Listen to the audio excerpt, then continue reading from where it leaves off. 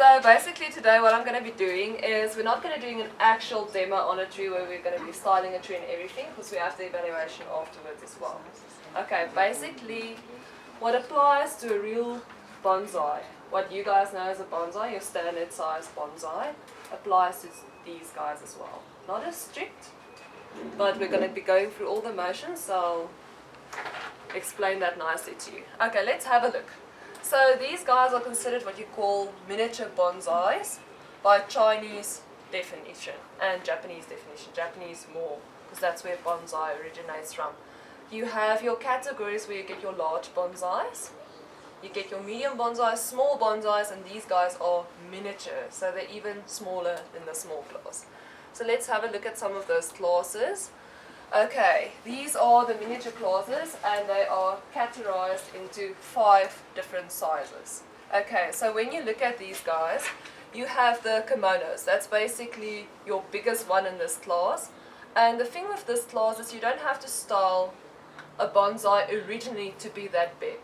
Most of your bigger sizes in this miniature class comes from your small guys like the mames and the kishitsubu that grow out, that they can't contain anymore, and then it just goes over to the next step. Okay, so you're with me on that.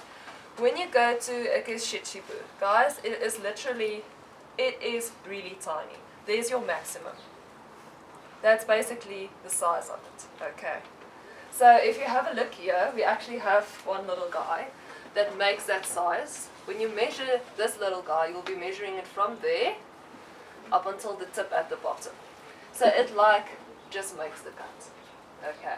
So that's the size you're looking if you are going to go for the smallest one. And they're also what they call thumb bonsais. Because if you have a general look, my thumbs are not that long. If you have a general look at the thumb, it's a thumb bonsai. Alright. Okay, let's go on.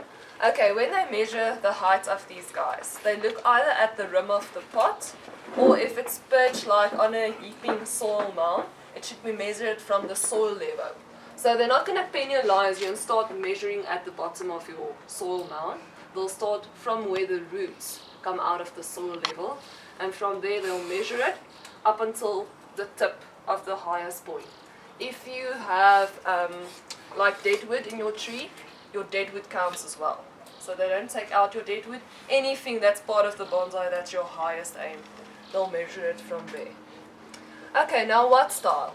Because these guys are so tiny. If you look at an informal upright and you have a little tree like this, and you start styling it, you need to start thinking left branch, back branch, right branch, balancing branch. It gets difficult because there's only so much to work with on these little guys. So they're not as strict with styling. Okay, if you go to a big show like in Japan with the World Bonsai Convention, these little guys are styled to the rim. They are perfect. But in general terms, the most common style that you normally get out of them are broom styles, because it's easier to get them to grow in that natural form and maintain them and keep them there. You get your informal uprights that are absolutely beautiful, and a lot of literatus. So you can play around with these guys. They're not as strict with rules when it comes to them, but when you have a little bonsai like this, it's nice to keep to your triangular outline and things like that, because you still need, even though it's small, you still need a little tree that's in proportion. Because when it comes to bonsai, you want something, if it looks like it's old and it has age, then you start getting to a nice looking bonsai. To give you guys an example, I put this here. If you have a look at the two, both are beautiful trees, but the one just completely blows your mind because it follows a certain rule set. It has a nice thick tapered trunk that goes up. As it goes up, the branches get smaller up into the canopy. So that gives you that sense of age, and it makes your mind go, wow, how can such a tiny thing look like a beautiful tree? Okay, so styling isn't everything with these guys, but the more you do with them, the more you're going to get out of this little tree. Okay, now if we get to the care of these guys, they are a little bit more sensitive than your normal bonsai, because they have these tiny little pots. Sometimes the pot when you look at the pot and the bonsai, there's less soil than pot and bonsai. Okay. So the main thing with these little guys is they can't dry out. So you need to keep them wet. Sometimes you even need to water them up until twice a day.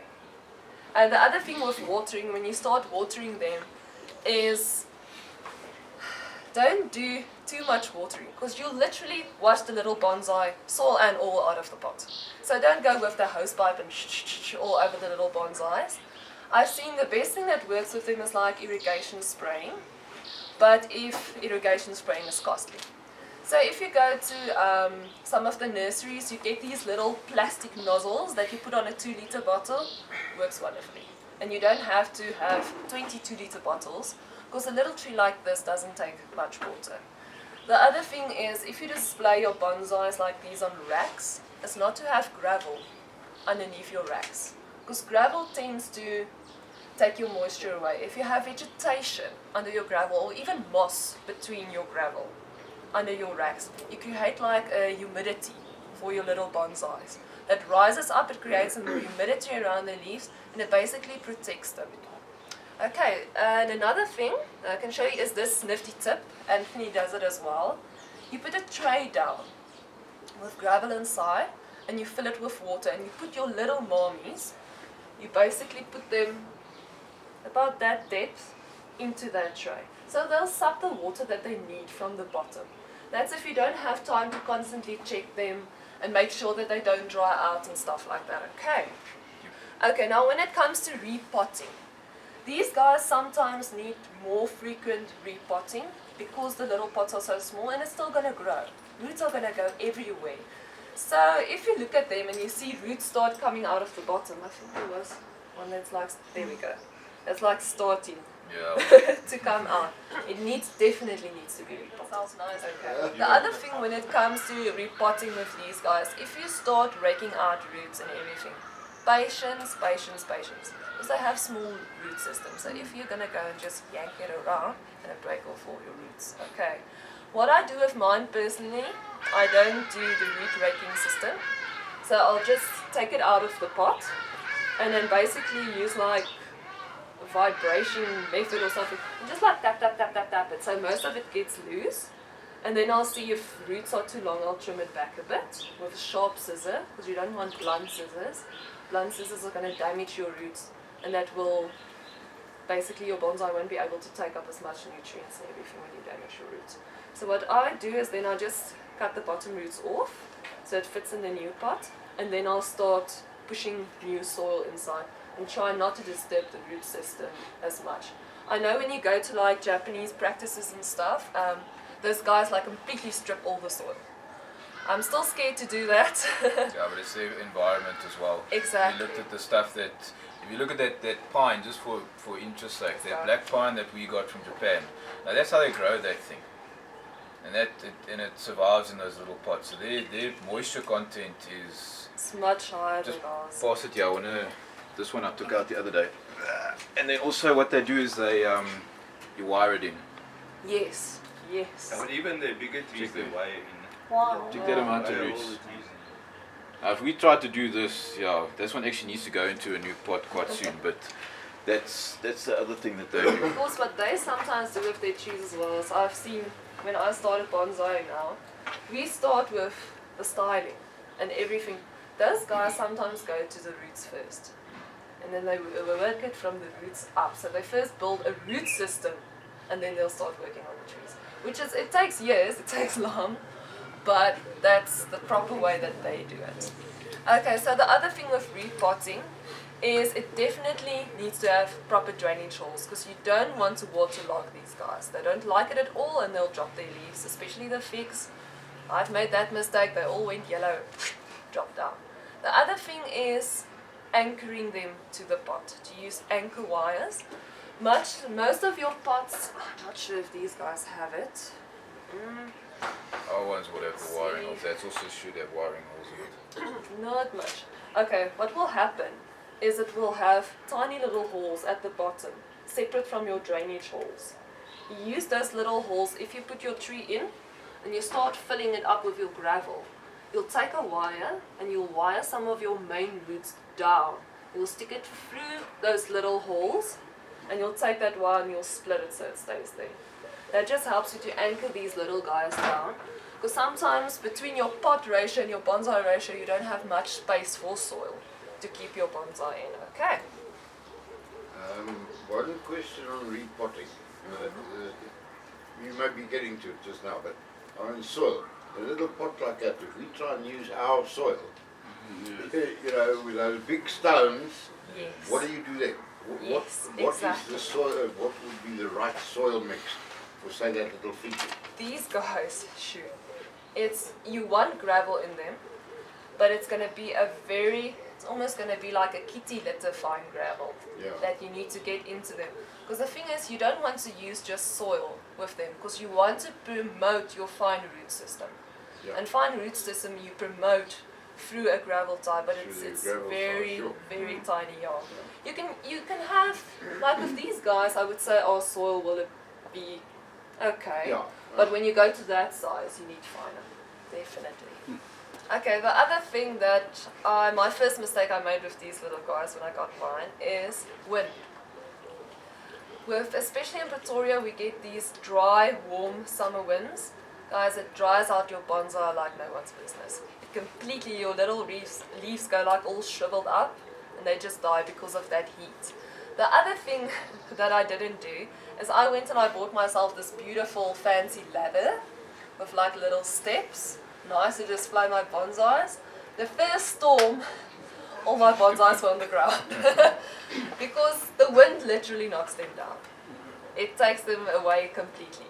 So the thing I've learned is if I want to put them on a display rack like that, is to anchor them down, either with wire or whatever works for you to keep your pot to the rack.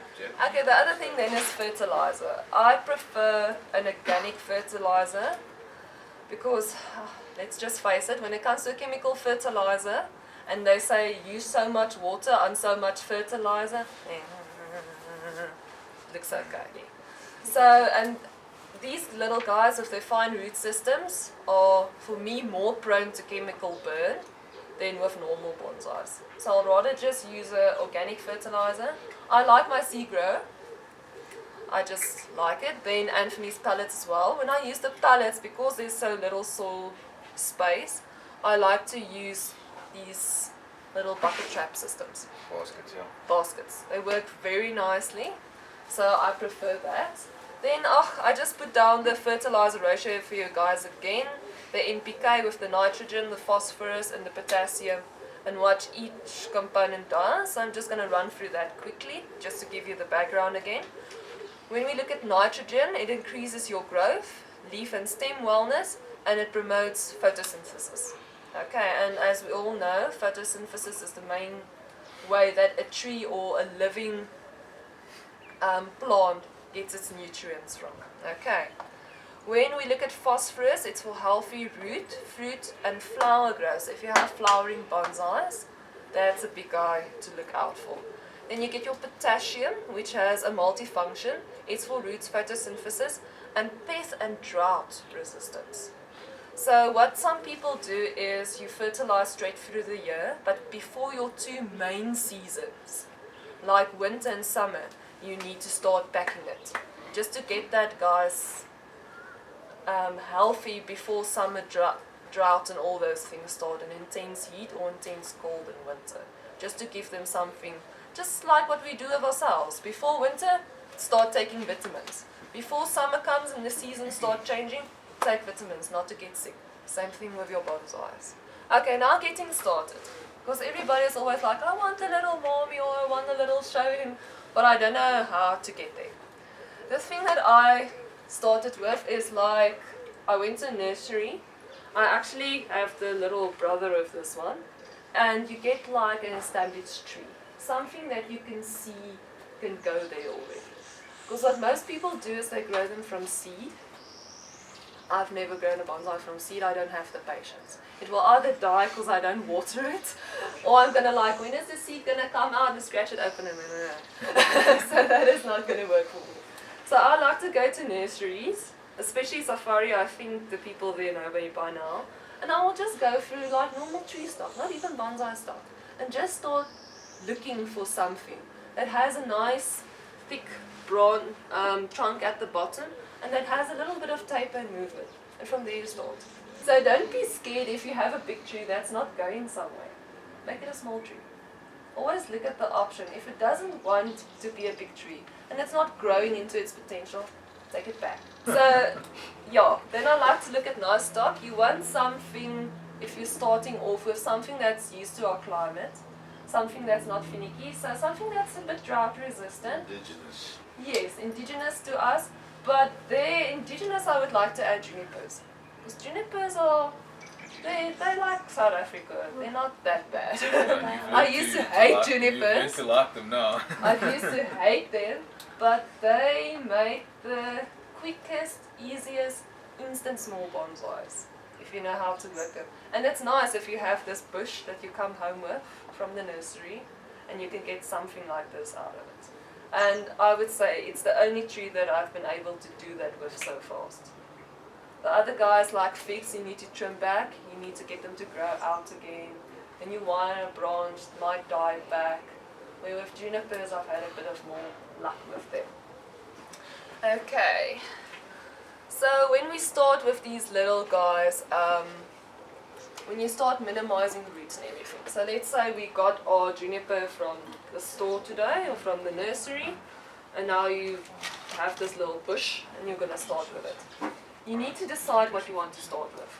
Either you can start with the roots, like getting it into a tiny pot first, or you can start with styling.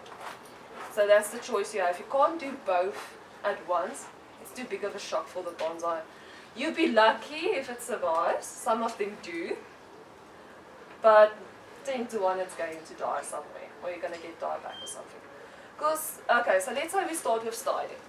There is about 2 ways to style these guys. Some people prefer the cut and grow method, that they cut back to the basic branches they want and they start growing out from there. The other thing you can do is wiring. Wiring is possible in these guys. It's sometimes tricky to get the correct gauge of wire for these thin little things, because sometimes one just pokes out and you want to get it there. To get it there, you need to wire it. So you can go wiring, but a lot of patience with these guys, especially your thin branches. Don't snap them off. So you can go that route, but most of the European guys I've seen prefers the cutting back and growing. I think that's just the method they learned. So they generally have brooms. They have these beautiful birch trees and maples, but they normally have brooms, because it's very difficult to get an informal upright or something like that out of a cut back method and grow. You're going to struggle with it a lot. Okay, then the other thing, let's see. Okay, if you have your little tree now, and you have done the basic styling on it, or you have done your cut back and pruning, you leave it about a month to 2 months to settle down and get used to the style that it's in and survive. After that, you can go to repotting and stuff. So if you go to repotting, don't go to this pot or that pot straight. Too extreme, yeah. It's too extreme. I would say go to a growing pot first, something like this is seen as a growing pot, just to get your bonsai to grow. And every season from then that you repot, go smaller until it's happy in its little pot, until it survives that. Okay, so species that I like using, especially here in South Africa, it's the only ones I've used so far, is the Celtis, the Chinensis or the Africana works very nicely. If you can get a Celtis Africana, go for it. They're awesome, but they're very hard to find. Okay, your Cotonista is very nice. It's like this little guy here. They make very, very nice little trees. They give you a very nice foliage pad to start off with. So that's nice to use. Then you get your junipers, your olives, Chinese alum, Figus bird Davies, like those 2 little figs there in front, the 2 brooms, and your spatboom, your Porticulara afro. If you can get the one with the small little leaves, wonderful, wonderful to do with. They're a bit more difficult to style. I haven't really styled them. I've tried the cut back and grow method, it's worked, but I'm still trying to get like the nice canopy effect that Anthony has somehow mastered wonderfully. Okay, now the thing people ask me is why these little guys? Why do I choose them? Sorry. The thing for me is limited space. We live in a small townhouse garden, so space is a nice thing. You need about a table space and you can have 20 or 30 or 40 little trees. The other thing is the carrying weight, like Vilma will tell you. It's easier to carry these little guys than to a show. They need less water, less fertilizer, they're easier to display. Because if you go to a show, you don't need this massive stand. Stands cost money, like we all know. And you can get away with a little stand and you can have your tree and your accent plant on it. So, and other than that, they're cute. They're bloody cute little trees. People go like, wow, is that a tree? So that's why I like them.